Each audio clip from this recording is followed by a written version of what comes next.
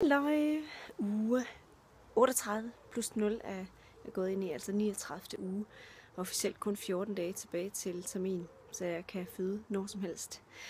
Og i den her hede af en sommervarme, som vi har i dejligt Danmark, helt utroligt. Der tror jeg, at enhver gravid har lyst til at føde nu, fordi det er med varmt at være mig. Jeg befinder mig det meste af tiden nede i kælderen, eller ude under et træ i skyggen.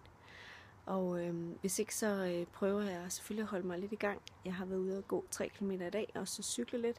Og kommer lige fra træningscenteret. Yeah! Og jeg var henne og træne. Det blev til benpres, det blev til brystpres, incline, pull row, pullover og noget skulderpres til sidst. Så det er da meget godt gået her i varmen. Og ellers har jeg det super godt. Jeg var lige ved læge i går. Jeg troede, jeg havde fået lidt for højt blodtryk, men det havde jeg ikke. Det er super normalt. 114 over 180. Og kigger hun på min mave og siger, ja, beklager, men din mave er altså ikke faldet ned nu, så der går altså noget tid, inden du skal føde. Dammit! Og status er, at den er virkelig stor, maven altså, babyen. Men jeg har tabt mig 1 kilo herinde for den sidste uge eller sådan noget. Så total vægt gain er på 9,5 kilo nu. Så må vi se, hvor det ender henne. Men jeg har ikke gjort noget for at tabe mig selvfølgelig. Jeg spiser som jeg plejer. Men måske er det varmen, og måske er det fordi vi snart nærmer os en fødsel. Så vidt jeg kan læse mig til i hvert fald.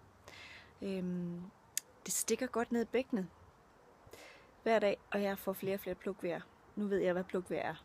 Og de har sådan lidt forskellige karakterer. Men ikke noget, der gør ondt overhovedet. Og så har jeg fået min kæreste til at trykke mig på nogle steder, der gør afsindigt ondt på kroppen, så vi måske kan sætte en fødsel i gang.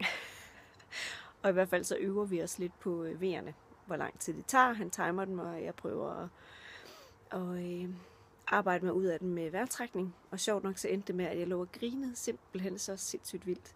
Men det siges jo også, at det er med til at udløse nogle endorfiner. Så det kan jo være, at det er det, jeg skal bruge til vejerne, når det først går i gang.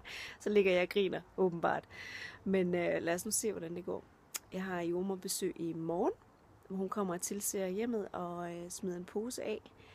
Fordi vi gerne vil have en hjemmefødsel. Så hende glæder mig til at møde og snakke med omkring stamceller og nogle forskellige spørgsmål. Vi har blandt andet også omkring, at jeg drikker olier, og det medfører, hvis jeg lige krasser mig i panden på et myggestik eller et eller andet, så bløder jeg jo helt vildt.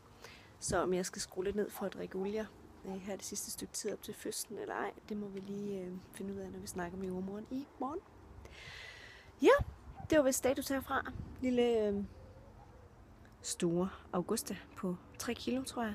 Hun siger hej hej.